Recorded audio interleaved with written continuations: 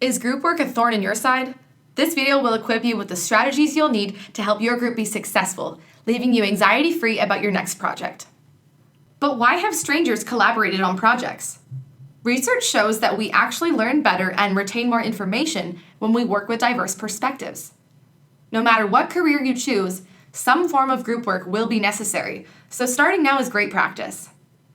So why are group projects sometimes a major headache? Even though it has led to great things, like Destiny's Child and the Rolling Stones.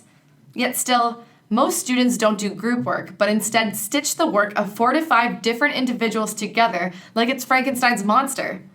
The true purpose of group work is to use a range of perspectives to develop one polished and refined product. Now, let's focus on the early stages of group work. One of the biggest struggles students have with group work is managing the logistics of the project. Who's taking notes during the meeting? Who organizes meetings? Who will check in to see if tasks are completed? Before delving into the answers, have everyone share some bad habits that they want to improve on. For example, a tendency to be late or dominate a conversation. Basing these responsibilities on your answers will save you a lot of frustration down the road. We divided these responsibilities into roles like a note taker and a mediator. You can learn more by clicking the link in the description.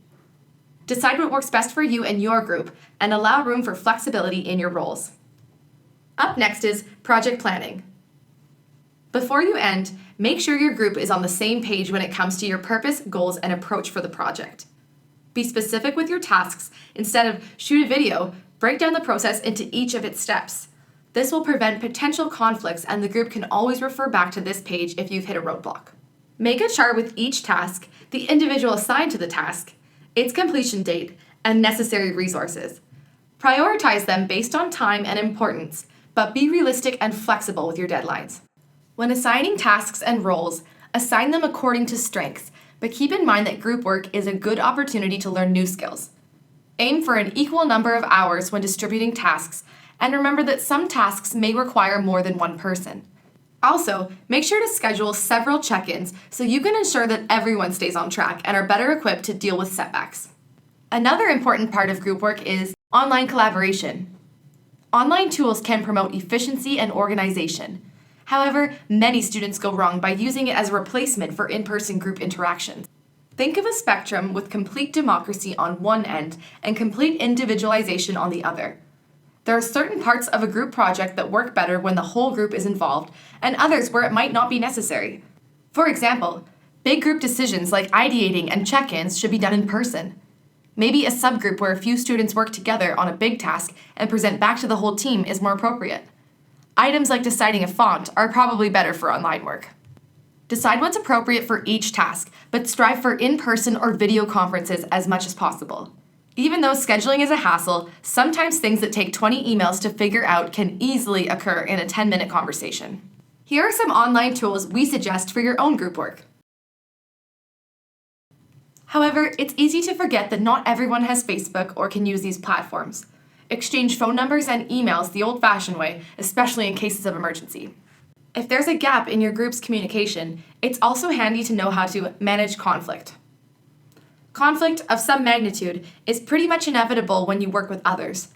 The way you handle it determines whether the different perspectives, personalities, and interests work to the team's advantage or its demise. Some examples of conflict you might face include a conflict of ideas, a lack of accountability, or missing deadlines. To stay on the right track, here are some tips on how to manage conflicts that may arise. Stay calm, be patient and respectful, and have each person speak one at a time. To avoid personal attacks, address the action, not the person. Instead of you always or you should, try I feel or I've noticed. If the issue gets personal, enlist the help of an objective party, like a TA or your prof. All relationships require compromise, so choose solutions that are in the group's best interests. Also, be sure to check out the links for specific strategies to help you with group process, managing conflict, and communicating effectively. In the end, what most people dislike about group work is the stress of managing it.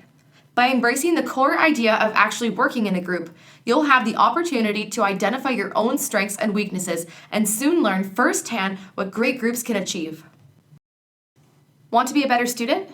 Explore the learningcommons.ubc.ca website and visit the Chapman Learning Commons on the third floor of the Irving K. Barber Learning Center.